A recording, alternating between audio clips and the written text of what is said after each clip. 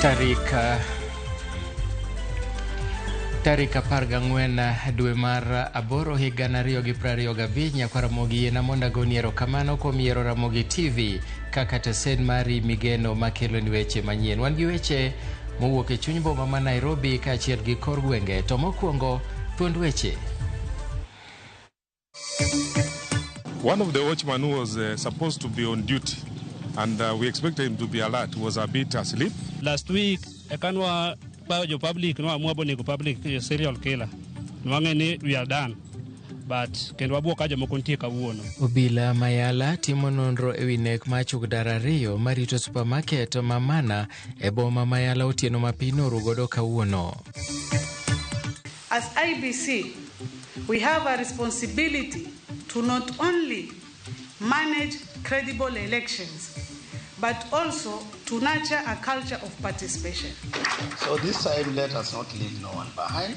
IBC odok ne okang' mar yango tarik 27 dwe mar 11 kaka mar yiero madundo bang' josiasa moko wacho ni thuolono ohewo ndalo 90 ma chik dwaro. Ripot oyango ni nok mar nurses osiptende ma pachoka osekelo hinyruok ne dongo mar nyithindo matindo minyuolo.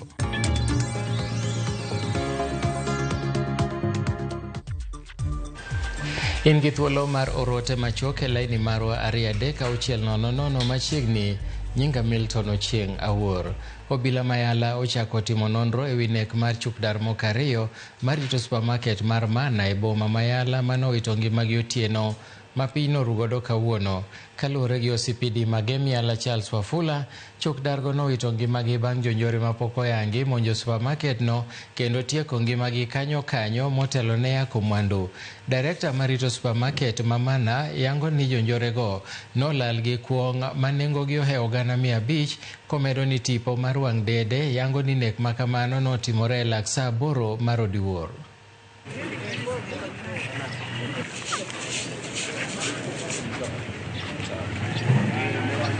Today midnight at around 02 hours, our watchman who normally man at Yala supermarket were accosted by armed thugs who attacked them and made away with some alcoholic drinks and a cash box containing an unknown amount of money. As we visited the scene, we went and reviewed the CCTV footage, whereby we discovered that one of the watchmen who was supposed to be on duty and we expected him to be alert was a bit asleep, resulting these thugs to come and attack him while in that state. Kongo worth value over 500,000 shillings. Elufmia Beach. Mago stock mwalalo supermarket gotieno. Dwana ket kod gima notimre dweche moko chien mokalo e market kacha kama ne jo ariyo bo witenge mag. Mar adek daer kwayo Serial killer. Nwang'e we are done. But kendo wabuoka jomoko ntie kawuono. Nyithindo ariyo wito ngimagi e kar goyo abal Manyali e kaunti ma Mombasa. Kaluwore kod ote mar anyuola, ne gichopo kuno kaka jolimbe nyoro kendo ne giyudo ote thuolo machuok ni nyithindgi ariyo ma johigni 13 kod 7 nolwar e pi kendo tho. Giwacho ni onge arita makare e alworano kaachiel kod gik mareso ngima e masira ma kamago. Komishona ma kaunti ma Mombasa Mohamed Nur owacho ni apisa mag arita kwe osechako nonro kendo ng'iyo gino manokelo tho nyithindogo.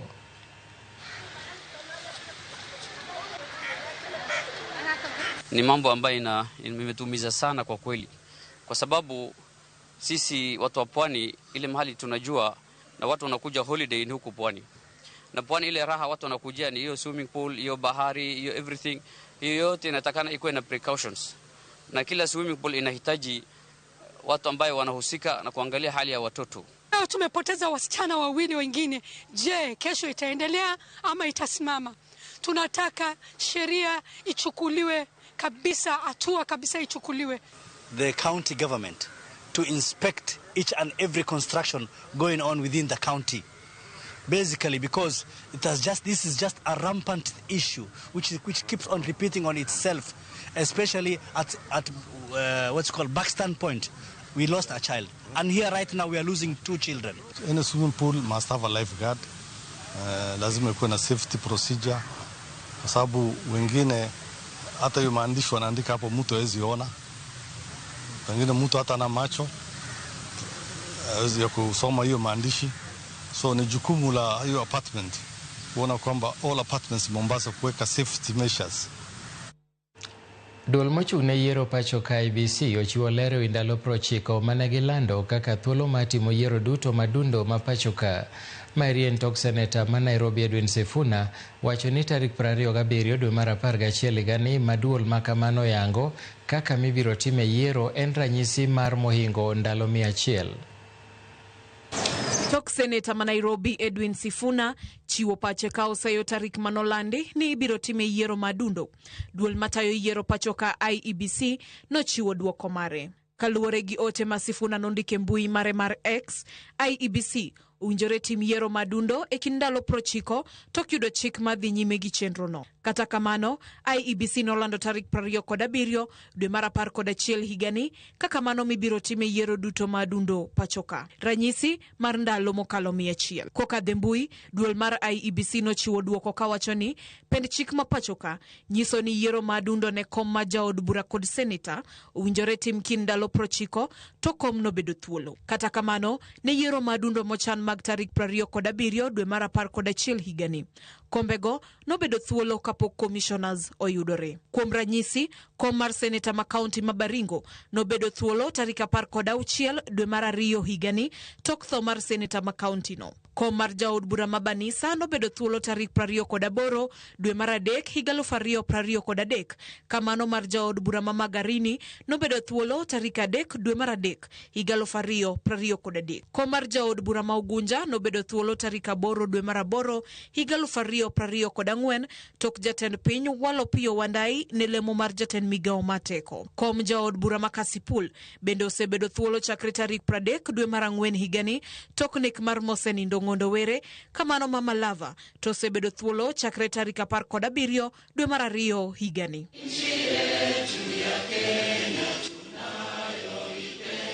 Komachielo, e twak mare kaunti ma Mombasa, jakom maduol mar IEBC Erastus Ethekon nojiwo rawere mondo wuog oko mandikore ne luto mbulu wirani mana achiel kuom gigo manyalo konyo kelo lokruok magidwaro. We want everybody to count. And with whatever energy Mzee has, please let us reach out to these marginalized groups. The young, actually, you should be, immediately after this forum, you should be the first one to go to some of these remote areas to get these people involved. So this time, let us not leave no one behind. Let us not have some results being declared without certain villages, because they also matter. Korka kore, jalup jakom maduol no Fahima Arafat Abdalla no wacho ni rawere uwinjore tigi mbui e yor puonjo jowetegi e wi ndikruok ne luto mbulu. As IEBC, we have a responsibility to not only manage credible elections, but also to nurture a culture of participation by ensuring every Kenyan is included, informed, and empowered. We will move to each and every part of this country and ensure our officers, led by our CEO or the Commission Secretary, reaches each and every Kenyan so that one can make an informed decision. Many a times people think that it is my right to vote, but we little know what is our responsibility. Efinyakidi, Ramogi TV, Nairobi. Jatend piny William Ruto odok ne tije mosetimo nyaka nodonji apisi koko ni osechopo singo mathoth manochiwo n'oganda. Koloso e kinde mar Yawayanga gedo mag ute manengo gi ogonyore yo Awendo e kaunti ma Migori, jatelo no koni pod obiro dhi nyime gi tich e sekta mopogore opogore kamoting'o uchumi, somo, thieth kod gedo mag udi manengo gi ogonyore, komedo ni dwaro mare en loko chal mar siasa pachoka obedi mago mag dongruok. Watu wa Migori, muko tayari tushirikiane jameni? Munasema tuendelee ama tuendelee? Ni broad based ama si broad based? Ni pamoja ama si pamoja? Mutanisaidia kumshukuru Raila Amolo Odinga jameni? Mutanisaidia kumshukuru kwamba tutaungana na tutaenda mbele pamoja. na mnajua tumekubaliana ili kufunga kurasa ile ya zamani. Tumesema wale wote waliopata majeraha, wale wote waliopoteza maisha yao kwa mambo ya maandamano ama mambo ya protest, tutawalipa fidia ili tuhakikishe ya kwamba tunaleta Kenya pamoja. Na tumekubaliana vile vile ili twende mbele pamoja katika program hiyo, tutengeneze sheria ya tuweke pesa ya kulipia hawa ndugu zetu, tuweke pesa ya kupanga mambo ya taifa letu la Kenya. Tumesema vile vile ya kwamba Jumatatu tunakutana na wabunge wa broad-based, wabunge wa ODM na wabunge wa Kenya Kwanza, ndio tukubaliane vile hiyo kazi itaendelea mbele, tuunganishe Kenya na Kenya iweze kwenda mbele. Chenro mar lamo ne ringre ji mancheno wito ngimagi e masira mar ndara Kopti Kisumu dhi nyime Nyakach, kama bende obagie solro ne chenro mar ik margi matimore kiny. Watudore achiel kachiel gi jafwambo marwa Millicent Adhiambo man kono. Millicent, inyalo nyisowa ni to chenro ma kamano ochopo kama nade, to gin jotelo mage ma kamoro oyuoro? Erokamano ahinya Milton, achiel kachiel kawuok e alap mar skund primar Manaki, kuma chenro mar neno ni jogo manowito ngimagi e masira mar apaya manotimore apaya ma Kakamega Kisumu, alwora ma Koptip dhi e nyime. Kagi sani nitiere nyasi mar lamo mane obagne anyuola mag jogo eko manoyudo masira ma kamano, kaachiel kod choko kata rambe midwaro tim bang' lamo ma kamano. Mana ka nyalo siemo ni mana mapiyo toke ka neno ka chenro ma kamano dhi nyime, idwa ni oket ema maduong' ma biro choko ji kata kuma ji bro bede chieng' ngeso ma bende ibro timnegi iko moriwo gi duto. Kata kamano kiny ne agolo ringre gi duto ka itero e miechegi kuma gibro bedo kod budho mar otieno, ka anyuola gibro budho kodgi kendo bago ne gilamo kapok chieng' ngeso okelgi ka. Adwa ni watwak kod jotelo mawuok e kamiti ma ochung' ne chano chenro ma kamano, kotelnegi kod jakom margi ma bende adwa ni atwak godo mondo mi gilernwa ni to chenro chalo nade kotenore kod weche ma kamano. Abro kawo thuolo kendo nyisa ni in kaka achiel kuom jakomiti inyalo wacho chenro chalo nade nyaka sani, ang'o madhi nyime kawuono?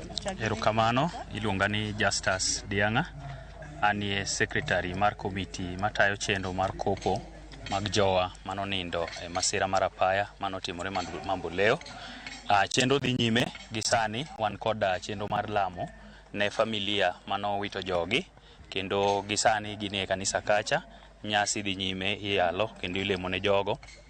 Bang'e wang' mana bed kod choko mondo mi wajiw agulu matin mondo wayud kaka wanyalo chwalo kony ne familia manowito jogi. Erokamano.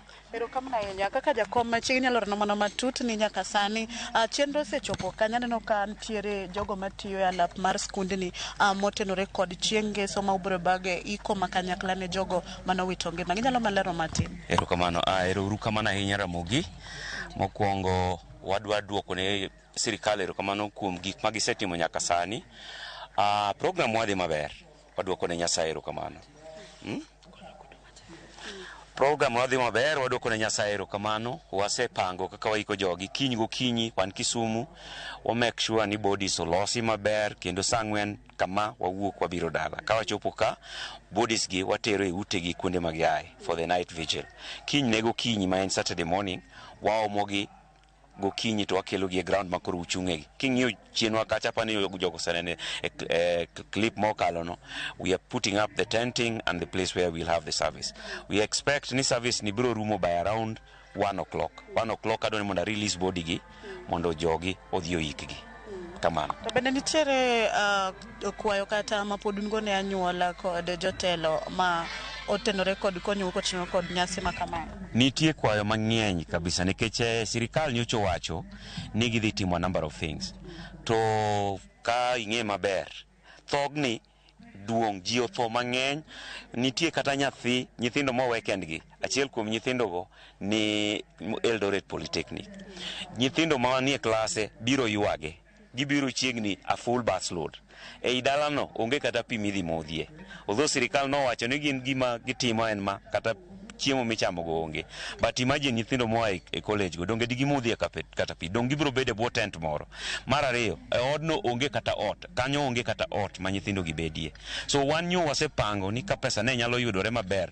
Bilwa mane wamiyo sirikal ne en $1.7 gi nus. Sirikal ong'ade moduogo 4 gi nus. Omiyo sani wadwa ni warely kuom jopiny mainly mondo konywa watiek wachni mondo kata bende nyithindo mibiro we jogo mabiro dhi skul wamany kata ka nyathi moro tam mokwongo ni wachulo negie kata fee moro. Omiyo wan mabor to pok wa give up nikech Nyasaye ni kodwa. Wa hope ni Nyasaye biro provide mana kaka ose provide nyaka kamoro wachop kama koro. Anyuola nyocha ywak ni tarik mane oket mariko jogi ne chiegni ahinya. Kani mane nyalo wachang'o? Adwa penji madam. Ng'ato osetho tragically and grisly. Ere tiende mondo bed ni pod wadak kode e udi. Donge bera ni mondo wawe ng'ani odhi yo. Mar ariyo, trauma manyoni e gweng' ka. Awacho ni ka ni wuothe gweng' ka, tineno mana ka ji chalo zumbis. Ji wuotho ka gima gionge life kuomgi. Omiyo wagombo ni mondo trauma manyoni e gweng' ka ni watiekre go piyo mondo life odhi mbele. Mar ariyo, in a week or two, nyithindo dok e school. Jomoko dwa puro. There are a number of things that we need to do. Although we have lost very many people, loved people, life at least must go on. Mar ariyo, a tradition wa wan joluo. Bende sani koro chopo sinji moko we must retrospect and find out nito ang'o momiyo wadwa dak gi jomo tho for so long. It doesn't help us. So basically mago gik mane wa consider. Mar adek, sirikal nomiyowa mikakati magedwa ni mondo watim go gini. Omiyo ne nyaka tiek gigi piyo in good time. But my important en ni trauma mane gwenka big kada ji ok wuothi, ji ok ti, ji ok tim anything. Omiyo mago gik mane waparo ni mondo the earlier we finish up with this burial the better for the community. Erokamano we agone committee erokamano kotelne gi engineer Kodera an iluonga ni Dr. Johannes Atela an jachung mar kom mar mjumbe ma Nyakach kendo jata chenro mar Grassroots Impact Center ma en migawo matiyo e Nyakach kae. Agone committee erokamano gisetawa maber mwachopo nyaka sama koro wadwa kowo jowa manyiche wawito. Mar ariyo agone sirikal maduong' erokamano kuom miyowa support maber mondo wakow jowa yo maber, even though ok oromo maber pod wang'iyo kaka wanyalo konyo. Taparo ni support no oterowa kamoro, wagonegi erokamano. Maduong' madwa wacho en ni wan kaka jo Nyakach sani ok wang'i mana ni wadwa iko jowagi mondo gidhi e bur aeto watiek weche. Kaka jotelo wang'iyo ni to bang' ikono families modong' gi chandruok magidongo, nyithindo modong' man kie monego beni tere sikul, ere kaka wadhi konyogi. Koro wadhi keto plan maber ma bang' iko wadhi konyo jowa mondo families gi recover maber mondo giduog e yo maber gidhi gi ngimagi ma kawaida. Erokamano. Erokamano yani kech sawa mayo wawang'wa ang' wamed loso kodgi bang'e mago e chenro madhi kae ndika bende weche motudore kod golo ringre odiochieng' makiny bende wabro luwo wakelnwa achiel kachiel ka bende wabro luwo chenro ni nyaka chieng' ma ibro ikgi chieng' ngeso. Ka kamano kionge penjo Milton taduoko ni e studio mondo idhi nyime kod weche manyien ka an be ped anyonora kaendi mondo amed twak kod oganda gi mondo wang'e mathoth kotno kod chenro mar jogi mano owito ngimagi masira makoch manotimore Kisumu. Milton an Kwame. Erokamano ahinya Millicent Adhiambo, achiel kachiel kowuok Nyakach. Mano ne Millicent Adhiambo kanyisowa chenro mar kowo kar yweyo margi mogik jogo manyiche nowito ngimagi e masira manotimore Coptic e wang' apaya ma Kisumu kochomo Kakamega. Ka wadhi nyime en ni jatend migawo mar arita Kipchumba Murkomen onyono ka tiende ni jomano yud kod keth kata ka ketho mwandu mag sirikal ibiro kaw negi okang' mager maket gi mago mag jomaundu. Murkomen mane lose nyim od bura olero ni onge pogruok e kind jomaundu mamonjo piny Kenya kod jo Kenya mamonjo kendo ketho mwandu mag sirikal. Magi timore tok moko kuom joked ne ratich oganda ne pogore e paro kod Murkomen e wi okang' mane gikawo ne rowere mano monjo kendo wang'o apise mag sirikal kamoting'o tesende mag obila e kinde ng'anyo mopogore mano bagi e pachoka. Speaker, you don't have to be Osama bin Laden to be a terrorist. It's enough, Mr. Speaker, once you invade a police station, ban a court, ban a supermarket, Mr. Speaker, ban government installation, create fear, use, Mr. Speaker, the opportunity you have to disrupt emergency services like medical services, transport, you are a terrorist. And so, Mr. Speaker, what's on remaining is to go through court process to find out whether Honorable Mukunji is culpable. Otherwise, the acts on their own, Mr. Speaker, especially financing, is even more serious, Mr. Speaker, if you are involved in it. And, Mr. Speaker, it is laughable. These things are laughable until the day of conviction. You know, it's still jokes until, Mr. Speaker, when you are convicted of terror, then you realize the consequences that brings to you as a person and, Mr. Speaker, your loved ones or any other person associated to you. So, Mr. Speaker, I wish my friend the very best. When I met him first, when he came to Parliament, he looked like a pastor, Mr. Speaker.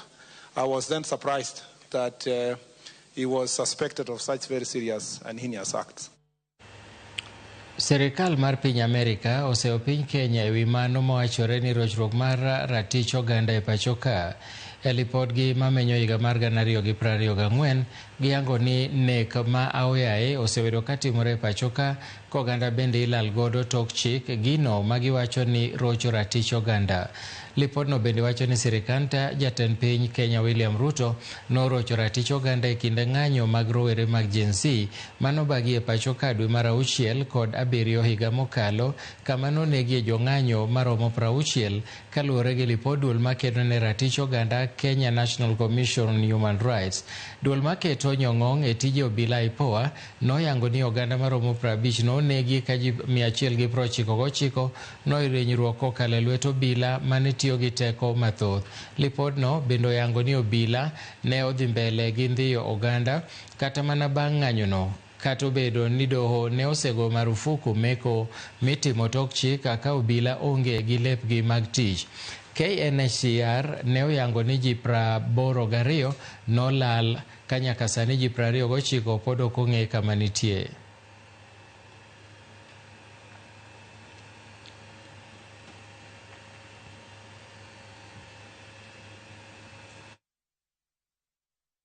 Jiwo serikal ma kaunti mondo jiw lwetegi e pok madhi ne sekta mar thieth kaka yo ma jiwo sekta no. Magi owachi romo mar jotend kaunti sama timore Homa Bay kama achiel kuom ywak en wi tho mar mine manyuol ma pod medore kaka Joyce Olo leronwa. 12 bang' ka chenro mag thieth ne oket e lwet sirkende mag loch gwenge kata counties, Kenya pod ni kod midhiero ma okwako sekta no ka ranyisi ne en tho mar mine ma wito ngimagi ka ginyuol. Nonro matinende yango ni mine 5,000 tho higa ka higa kokale midhiero e kinde nyuol, midhiero ma jokanyo lero ni nyalo geng' kaponi sirkal ochwalo omenda moromo kod jiwo gige thieth e osiptende. Those are 15 fully loaded planes crashing every year, each of them carrying 340 women, and life moves on as if nothing happened. That cannot go on. We shall not allow that to go on, because when a plane crashes, life actually stops. We lose both mother and the baby, not because the resources were not there, but because the right actions were not taken. So it's just a matter of awareness and making sure that we put priorities right. Jotelogo loso e romo madhi nyime kaunti ma Homa Bay ma okelo kanyakla tend counties 47 duto mapacho ka e twak margi kata obedo ni nitiere nok mar omenda mar jiwo thieth. Gavana sonyisi ni otudre gi riwruoge ma ok mag sirkal e siro chenro mag thieth kendo geng'o thoe makamago. Having the national treasury that we ring fence some of these resources for some of these strategic interventions like maternal newborn health, family planning, HIV, TB, malaria, so that anytime we have a budget rationalization, then this is shielded and is protected going forward. To do that requires that you separately determine what are the needs of the newborn, what are the needs of a mother, what are the needs of this other patient, and you plan for it. Jokanyo mag telo kod jo sekta mag thieth bendo jiwo jopiny mondo ndikre kaka jokanyo mag okumba mar SHA kendo gichul chudo mar SHIF mabiro konyogi e yudo thieth maonge midhiero. Joyce Olo, Ramogi TV. Erokamano Nyakaramogi kuom medo kete Ramogi TV. Wadhi e yweyo mokwongo, to kapok wadhi e yweyo wan koda ote mabende osedonjonwa ka. Chenro mar migago nenonwa yo makare la kisama kendo morowa maratari gi jaoda Betty Minlensa mano iluongo ni mtu kubwa size ndogo. Kaeto ayudo ote machielo ka mar jawinjo waka iluongo ni Pascal Olajo kod Pauline Pascal gin Kabondo Nyasore School gimor gi weche manyien kendo gitimo mos kuom tho ma japuonj Obara Simba. Machielo bende aneni maler kan Kajiado watimo mos ne joma nowito wedegi, Nyasaye mad migi teko. Mano Injinia Andrew Ouma. Kaeto machielo en Elima wacho ni mos na Lydia. Aya, aneno news kantiere wang'e longo kade mos na Nyasembo Tinto Ler mar Onger Market. Nyakaramogi wakaw yweyo, kik idhi mabor, pod wan gi mathoth, waduogo bang' thuolo machuok.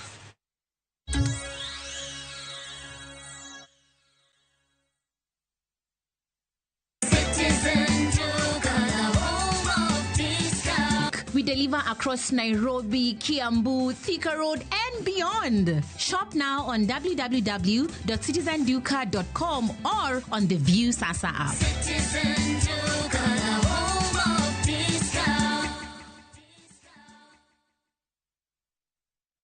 Introducing Wigo, your trusted ride. The ride with the most reliable, verified, efficient, and transparent drivers. With fabulous cashback incentives for passengers, each trip on Wigo feels like an upgrade. Download Wigo from Play Store or App Store or SMS Wigo to 20425 and ride with confidence. Wigo, let's go.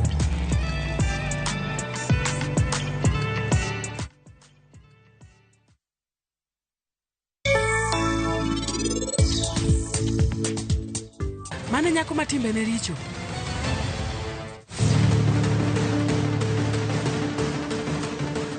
Nyathina, abiro chopo Chandigarh saa 4. To wachna ne gimoro. Ang'o momiyo niti timore koda kama? Kanjo, ino kidwa tiyo, masuka wono okiwinj biredi. Nitie pressure mang'eny kae to jatelo iye wang'. Wacho ni kaponi ino kidwa tich kae to karaonge wang'. En ang'o momiyo idwa nyiewo tigo mar keny? Dong' chieng' mane timo arus, in nimiyo jaodi tigo. Kose tigo mare mar keny nokethre?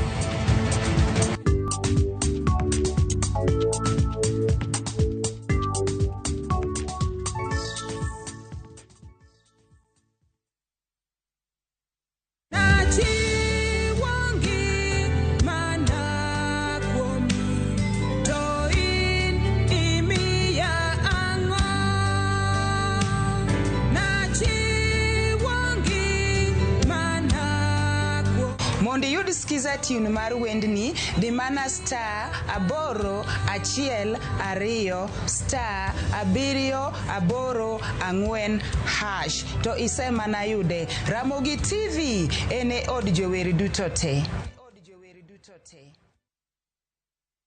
Be in japur mag kothe kaka bando, bel kata kal. Isebedo kiyudo lal machiegni gi nus mar chambi nikech kute kaka thuth kata mong'ere kaka osama. Kute matucho cham kata osama osebedo dhola makoch ne keyo magi. Ere tiende gimed ketho chambi? Kan chambi maber mondo igeng' kute. Tigi Scanner Super ma en arita makare mar geng'o kute e idechi. Orito chambi kuom thuolo malach mokalo. Ti kod rapim mar 50 grams kende kuom gunia mar 90 kilograms Scanner Super. Kinga kamili kwa nafaka. A product of Osho Chemical Limited.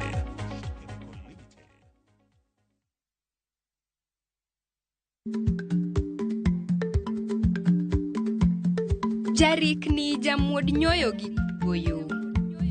Matiende ni dhi matek maok inono maber samoro nyalo miyo ng'ato midhiero.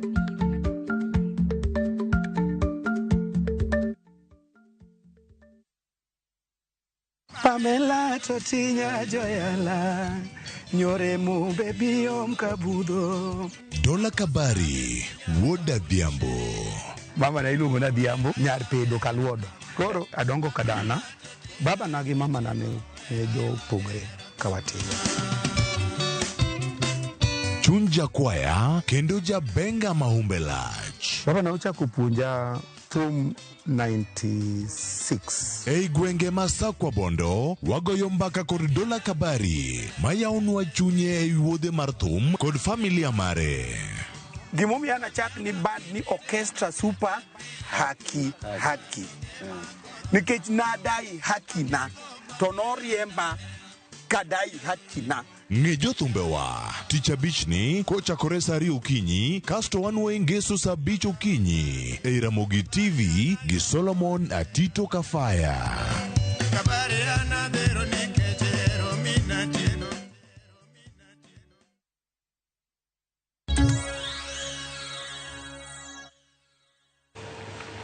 Machiegni kendo, jotelo mawuok e duond buch DCP e kaunti ma Kajiado kotelnegi kod Senator Samuel Kanar ogolo siem ne sirikal ewi wach madwaro mako mane en jalup jatend piny Rigathi Gachagua kaluwore gi weche manowacho ne jatend piny William Ruto nigi tudruok gi kweth njore mar Al-Shabab. Kane giwuoyo e romo margi e boma ma Kajiado, jotelogo wacho ni migawo mochung' ne arita kwe onego tim nonro ewi weche mane Gachagua wacho kar seyo jotelogo maketo sirikal tesre. Nasema Rigiji akitoka ng'ambo ati watamshika. Umesikia hiyo? Umesikia hiyo? Tutakubali hiyo maneno? Kenya iko na katiba na mtu ako na uhuru ya kuzungumza. Na tumesema Murkomen, ulisema uliongea na Al-Shabab kule juu. Wewe enda andikisha statement wachana na Rigiji. Rais William Samoei Ruto, tunajua wewe ndio unatuma Murkomen. Lakini tunakuheshimu, lakini hatukuogopi. Mtakubaliana jambo kama hilo? Mtakubaliana? Ajaribu. Ataona kila atawaiona maisha yake. Mimi kama senator wa Kajiado, siku ile Rigiji atapata nafasi ya kuja Kenya, hii ni nchi yake. Hapa ni kwake. Na sisi watu wa Kajiado tunasema hatutakubaliana na wewe. Hebu jaribu mshike mheshimiwa Rigiji. Tutaonana na wewe kwa hapo. Jalup jatend piny Profesa Kithure Kindiki oseo jalup jatend piny machon Rigathi Gachagua ewi mano mowacho notemo piem kod jatend piny William Ruto e kinde manene sirikal. Kindiki wacho ni Gachagua neno ni teko mare romre kod jatend piny okang' mane nyalo kelo tungni e sirikal. Kanoloso kod girube mag jok mamine e kaunti ma Tharaka Nithi, Kindiki olero ni mopogore gi Gachagua en odhi bolore kaachiel gi konyo jatend piny William Ruto chopo singo manomiyo jo Kenya. Kindiki nolero ni ok en gima ber mondo mi joma tiyo e sirikal gol pachgi kokalo e ute mag fwambo weche kar chwalo paro makamago e buch jotend migepe kata ne jatend piny owuon. Wakazi badala ya kusaidia mkubwa wake anaenda kupigana na yeye. Yes, ndio nawaambia kuna elimu ya shule na kuna elimu ya maisha. Hiyo elimu ya maisha ndio hata umuhimu zaidi kuliko elimu ya kitabu. Unaweza kuwa na elimu ya kitabu lakini hauna elimu ya maisha. So anaenda pale anasema hata mimi ni rais kiasi. Bana. There can only be one leader at a time. Na hii kazi ni ya kusaidia rais. Sio ya kushindana naye. Ni ya kusaidia rais. Kunyeshe, kusinyeshe. Kulia, kushoto. Mbele, nyuma. Kazi yangu ni kusaidia rais na kutetea serikali. Ama namna gani? Mambo ya kupiga serikali ni mambo ya upinzani. Wale wako nje upinzani waendelee na hiyo kazi. Yangu ya kusaidia rais. Mbarak Sali mochamo muma kaka jalup gavana ma kaunti ma Lamu mabiro tok mane jalup gavana ma Lamu Rafael Munywa ne wito ngimane higa mokalo. Matimore machiwo thuolo matije apisi ma jalup gavana ma Lamu manche nodong' nono mondo mi odhi nyime. Kwa mara nyingine tena tutakuwa na deputy governor mpya kijana Mbarak Bahaj ambaye tuna imani na yeye pakubwa kwamba kuna mengi mazuri atafanya na atakuwa na ushirikiano wa karibu sana na gavana aliyopo kwenye utendakazi na uwajibikaji na kuipeleka Lamu kwenye maendeleo mengi zaidi ambayo tunatarajia kama wakaaji wa jimbo hili la Lamu. Imekuwa na mapungufu kwa sababu kile ni sana constitutional office ambayo imekaa vacant kwa zaidi ya mwaka, na bila shaka huwa kuna shughuli nyingi ambazo zinamhitaji, na wakati huu unaona maendeleo yameongezeka. Kumekuwa na mipango mingi ya kimaendeleo katika Lamu County. Kwa hivyo ni wakati ambao unaofaa na ni wakati ambao kwa kweli ndio unahitajika sisi kuwa na deputy governor, tena kuwa na deputy governor anayeitwa Dr. Mbarak. Ndoto za wakazi wa Lamu zimetimia. baada ya kupata vitu viwili kwa wakati mmoja. Kwanza, kumpata kijana ambaye ni mchapakazi, ni shupavu, ambaye amekuwa katika wizara yake ya afya na tumeona matunda yake. Pili, kumpata kijana mwanati ambaye kwamba anaiweza hii nafasi, na tuna imani hii nafasi imekwenda kwa the right person na tunategemea matunda mazuri kutoka kwake. Jatelo mochung'ne jotend migepe Musalia Mudavadi onyiso dwaro mare mondo mi jotend dinde onywak lwedo matiyo kod josiasa. Kanolose romo manokelo kanyakla jotend dinde kotelnegi kod jatend gi Mama Lava Jadolo Eli Taliti, Musalia nolero ni nywako lwedo biro neno ni okelo kwe gi winjruok maber e pacho ka. Mtu yuko amekuwa katika National Security Council, amekuwa akikaa kwa National Security Council. Hata mimi nakaa huko. Lakini you never brought these things up when you are sitting in the National Security Council. Kwa hivyo mtu mzima kwenda you know, they say you can be a witness according to the Bible. Do not bear false witness. Do not bear false witness. Do not ruin a country because of your selfish objectives. E weche mamoko en ni jatend piny William Ruto kod jatend piny Zimbabwe Emmerson Mnangagwa ne otimo romo moriwo jotend pinje mag Afrika ma ugwe kod riwruok pinje mantiere milambo mar pinje Afrika SADC kama ne gitwak ewi yore makelo kwe e piny Kongo. E romono manotim e yor mbui, jotelogo noyiero manen jatend piny Botswana Dr. Mokgweetsi Eric Kabetswe Masisi mabiro riwore gi komiti ma ji mamoko 5 mabiro manyo yore makelo kwe e piny Kongo. Ji mamoko mabiro bede e apudno gin kaka jatend piny machon ma Nigeria Olusegun Obasanjo, jatend piny Kenya machon Uhuru Kenyatta, manen jatend piny makojolo ma Central African Republic Catherine Samba Panza, manen jatend piny Ethiopia Swaleh Woke Ozade, ka jatend piny go owinjore mar duoko kwe pinyno. That has been rolled out and the cooperation and collaboration which have enabled us to jointly steer this initiative over the past 8 months. I also extend my gratitude to Your Excellencies, Heads of State, for the bold steps taken by the EAC and SADC to join hands with our sister country, the Democratic Republic of Congo, in the journey towards restoring peace in its eastern region. Excellencies, President Mnangagwa and I strongly believe that a sustained, coordinated, Africa-led peace process remains the surest path to a stable and peaceful Eastern DRC and region. Today's joint summit should provide the impetus and the necessary steps for the joint AU-EAC SADC mediation process on Eastern DRC to commence operations without delay, with a view to restoring peace and stability in our region. Mononro e weche mag thieth oyango ni nok mar nurses e kuonde thieth medo kelo midhiero e ngima nyithindo ma pod tindo pachoka makoro kelo dok chien e dongo makare mag nyithindo. Riwruogno mong'ere kaka HiQ oyango ni nok mar nurses osemiyo nyithindo ichiwonegi arita e kinde machuok kende, kamano bende miyo mine nyithindo midhiero mar tuoche mag paro kendo kelo olo mang'eny e tij nurses marito nyithindo, gino mamono nyithindo yudo chenro mag arita madwarore. Jafwambo marwa Cynthia Onyango miyowa ler ewi lipodni. E nonro mar riwruok motisi ni Harnessing Innovation in Global Health for Quality Care kata HiQ manotime kind higa mar 2022 nyaka 2024 e kuonde thieth 8 mag counties, oyango ni nok mar nurses e kuonde thieth mapachoka en ohinga maduong' e jiwo chenro mag thieth mowinjore e ngima nyithindo matindo ma pod dwaro kony mag nurses e jiwo dongo margi. Kaluwore kod HiQ, kata obedo ni piny Kenya nyiso medo lony kod chiwo mwandu madwarore rito ngima nyithindo matindo, piny Kenya pod ni chien e okenge madwarore rito ngima nyithindo matindo matuo madwaro arita mag nurses kuom seche 24. Nonro margi oyango ni nyithindo matindo mayudo thieth e osiptende mag piny owacho yudo thuolo matin ahinya yudo arita mag nurses, ka moko kuom nurses chuno mondo rit nyithindo 25 kuom sama gin e tich e odiechieng' achiel. Lipodno wacho ni ng'eny nases chuno mondo bed kod nyithindo matindo mayudo thieth dakika 30 kende kuom nyathi ka nyathi e kinde mar seche 12 mar tijgi.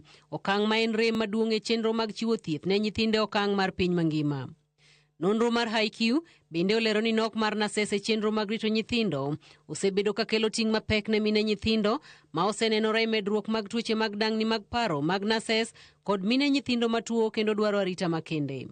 HiQ wacho ni duoko mar nonro margi bende oyango ni ng'eny osiptende othung' kod jotuo ahinya to e wards mag nyithindo kendo gedo margi bende ok nitiere okang' makare, gino makelo pek e rito ler, chiwo arita ne nyithindo kod jorit margi kaachiel kod medo pek e yore mag tudruok mapiyo e kinde ma kony mapiyo dwarore.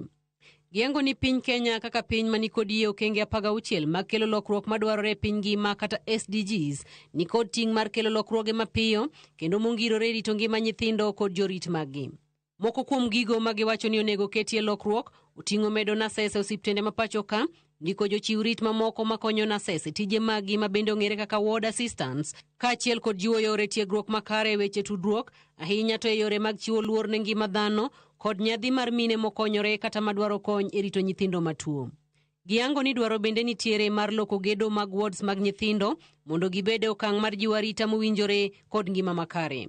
Nonro no tim ka okale makruok gi bad migawo matimo nonro mag weche thieth KEMRI, riwruok mar Capricorn kod mbalariany ma Oxford e bwo sir mar riwruok mar NIHR.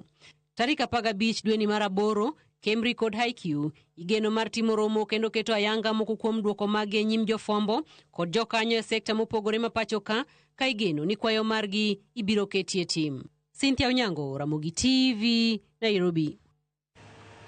Anyuola, osiepe kod jotich ma kambi keyo modhi mapacho ka Kenya Pipeline Company ne obago romo ka tiegruok mar KPC Morendat Naivasha mar Alam kod rapar ne jotich ma kambi no manche no wito ngimagi e masira mar gach reru mancho tuomo bas mar kambi no tich abich juma mokalo Morendat Naivasha.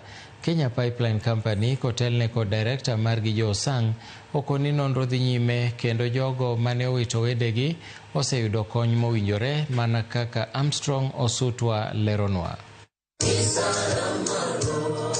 Rumbi mar lit kod kuyo kwako kar tiegruok ma KPC Morendat mayudore Naivasha ikine mane jotich wede anyuola kod osiepe ne orumo mar timo rapar ne jowetegi 9 manyocha owito ngimagi masira mar gach reru manyocha tuomore gi bas Naivasha juma mokalo. Masira no ne otimore tok gach reru mating'o osike ne orado kod bas mar kambi KPC mano oting'o jotich mane wuok e tich okinyi no.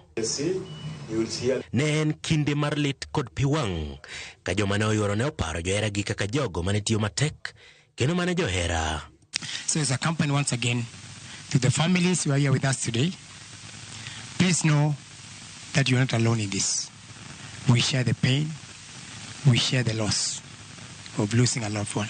KPC wacho ni kaka kambi gisechugo kamiti mamanywanda kod kambi reru kata Kenya Railways madhi nyime kod timo nonro. So we form a team from Kenya Pipeline and Kenya Railways, and we also get support from the Ministry of Interior to help us look at this incident in terms of the root cause, what exactly happened. Kopogore kod nonro, piny owacho ogolo singo ni gibiro chung'e omenda mag thieth ne jogo ma otony e masira no, kaachiel kod siro ik mar mago mane owito ngimagi.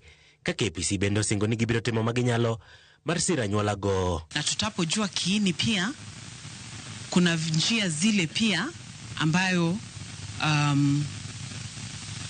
itafuatiliwa ili at least kuwe na some compensation through the proper channels. Haiwezi rudisha maisha, but it will make life a little bit better for those who are left behind. Masira no mane otimore tich abich mokalo ne olal gi ngima ji 9 kama moko ne wuok kod hinyruok ikine mane bas KPC mane oting'o ji 33 ne otuome ndach reru mayudore apaya ma Naivasha kadhi Kasarani. Armstrong Osutwa, Ramogi TV.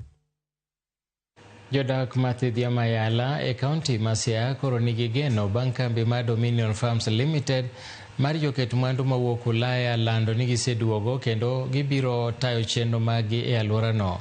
Wuon kambi mar Dominion Calvin Burgess masani ni e pachoka kendo mosebedo katimo romo mag lalruok gi jodak ma alworano owacho ni en kod paro madok e kar thidhiano. Bajes mayande ne timo dongruok mar pur e lo Mayala owacho ni ogeto dok kendo mondo mi omiyo res jo alworano kolero ni jopiny osebedo kamanye nyaka nowuogi e Kenya.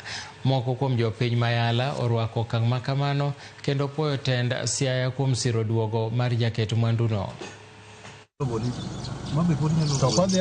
It has been stated clearly by the land commissioner and by the governor that they have no right to it and they will get off, and then the land commissioner will give the whole thing to the community under the Community Land Act. And then the Community Land Act has asked me to come back and do this. Upenjo wa taduogo puro kanye mangatuka wanyu biduogo moditi puothi munene wandiko petition norengo borengo as a governor no yie nu puodho kama ne Calvin nenentie no mi list mane kod defunct county council machon. Akwayo ni jo siasa ma jothurwa, akwayo jothurwa un nyithiwa kendo unwegewa kendo unowetewa kikwago siasa moro mar riembo jaket mwandu wakel jaket mwandu Siaya kae mondo mi wati maber nyithiwa nwang' chiemo moindewa onwa kwene matime ohala mondo Siaya county bon wang'e osur kuo kuom ofukewa. Nyocha wan county ma wan gima ne watimo ne wan consumers gimora mora mane ne wanyalo golo mwabe wausi county moronge, lakini kalure kod effort mar governor wan kod Siriwo rice mill to kendo duogo mar Calvin enu pak maduong' kabisa nikech wan sure no wadhi bedo kod kambi mar niang' to mchele bende dhi medre. Migawo mar thieth e kaunti ma Vihiga ogolo siem ne jodak matiyo kod yedhe mag bungu e thiedho jok ma thuol okayo. Maeri timore seche ma jodak go ywago nengo mong'awore e kinde ma gitemo manyo thieth e ute mag thieth ma alworano.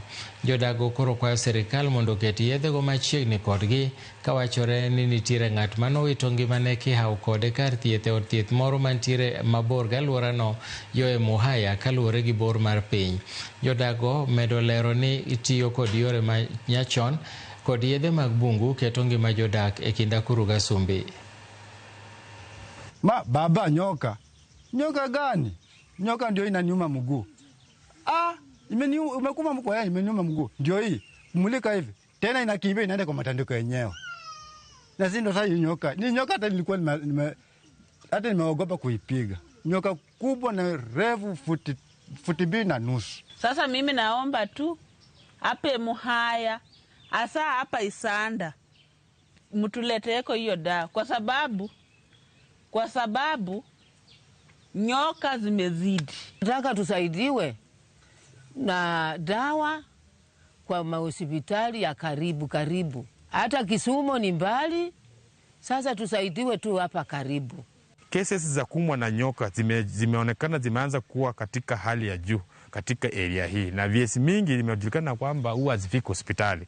Watu hupendelea kuzifanyia nyumbani, kuzitibu nyumbani, kutumia zile njia ambazo hazistahiliki.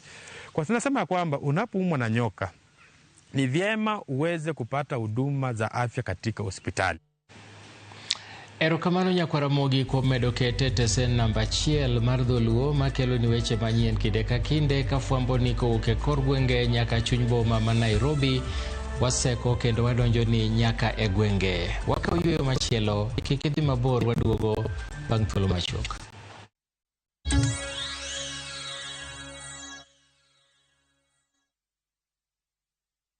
Saa zingine mambo kupata bila plan. Gas ndio imeisha, landlord akuache upumue, mtoto ni mgonjwa na bado ni mid-month. Usijibox kwa noma.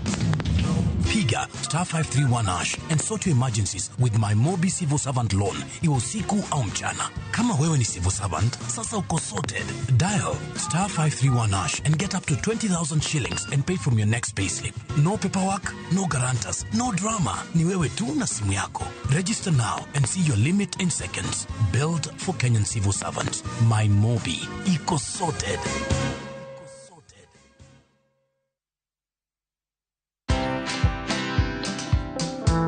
Today, 51 years, for example, when people are reading after 4:30, they say, what was it that really made teachers hide that because it's the real. Yeah, I headed a group of scholars to do what today is quoted African Bible, which is actually that one. That's the one called Ka, Holy Book of Netta. So that is how, I became president of African Spirituality in Promotion. Watch this story and more. Download the Citizen Digital app or visit www.citizendigital.com and find the Citizen Originals portal. Kenya's #1 app, Citizen Digital.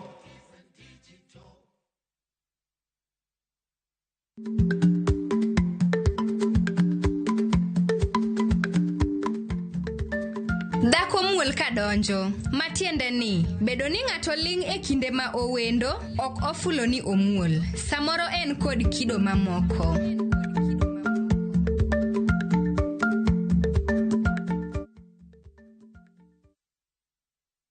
Be in japur mag kothe kaka bando, bel kata kal. Isebedo kiyudo lal machiegni gi nus mar chambi nikech kute kaka thuth kata mong'ere kaka osama. Kute matucho cham kata osama osebedo dhola makoch ne keyo magi. Ere tiende gimed ketho chambi? Kan chambi maber mondo igeng' kute. Tigi Scanner Super ma en arita makare mar geng'o kute e idechi. Orito chambi kuom thuolo malach mokalo. Tikod rapim mar 50 grams kende kuom gunia mar 90 kilograms Scanner Super. Kinga kamili kwa nafaka. A product of Osho Chemical Limited.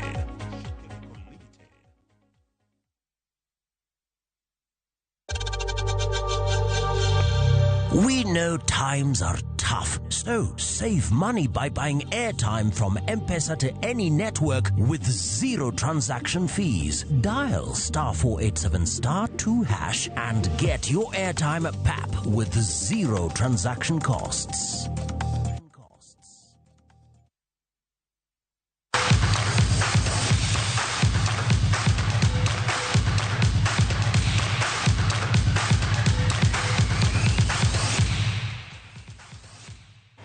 Ewe chetu